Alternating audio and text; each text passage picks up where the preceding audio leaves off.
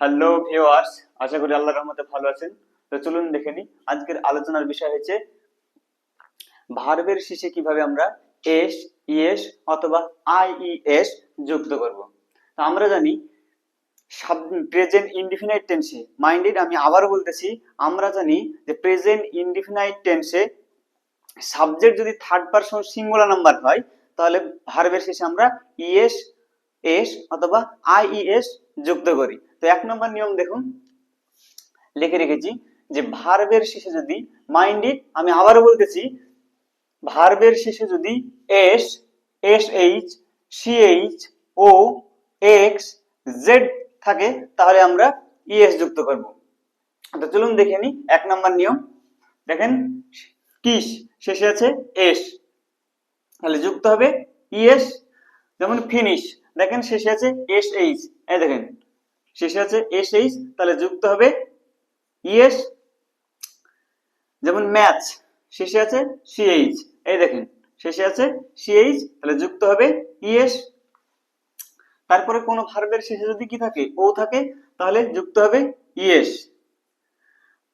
তারপরে দেখুন ফিক্স শেষে আছে এস, তাহলে যুক্ত হবে ইএস।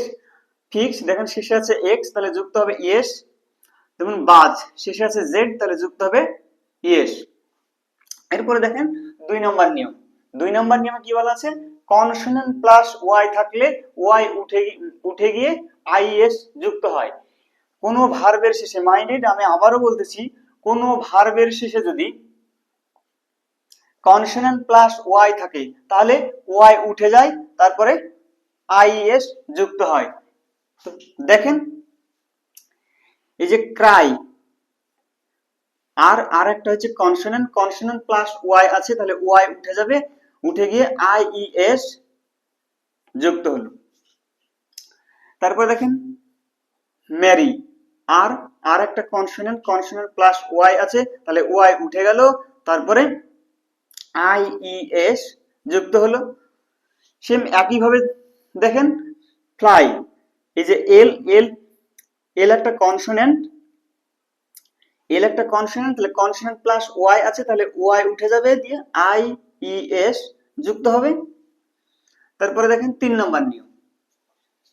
তিন নম্বর নিয়ম কি লেখা আছে, বাকি সকল ক্ষেত্রে এস যুক্ত হয়।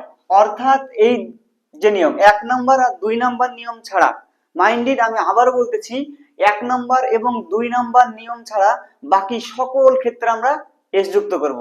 যেমন দেখেন নো, এই যে নো, নো এর সাথে যুক্ত হবে এস। দেখেন ইট, ইটের সাথে যুক্ত হবে এস। যেমন মিট, দেখেন মিট, তাহলে মিটের সাথে যুক্ত হলো এস। তারপরে দেখেন কল আছে, কলের সাথে যুক্ত হলো এস।